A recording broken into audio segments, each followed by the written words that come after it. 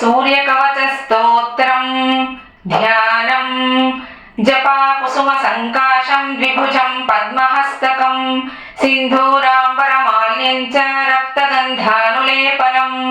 माणिक्यरत्नखचितम् सर्वाभरणभूषितम् सप्ताश्वरथवाहन्तो मेरुम् चैव प्रदक्षिणम् देवासुरवरैर्वन्द्यम् शृणुभिः परिसेवितम् ध्यायेत् पठेत् सुवर्णाभम् सूर्यस्य कवचम् मुदा घृणिः पातु शिरोदेशम् सूर्यः पातु ललाटकम् आदित्यो लोचने पातु श्रुतिम् पातु दिवाकरः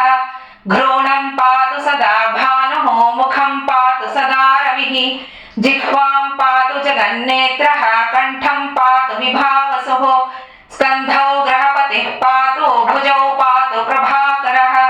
करावब्जः करः पातु हृदयम् पातु भानुमान्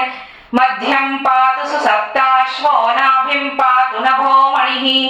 द्वादशात्मा कटिम् पातु सविता पातु सक्तिनी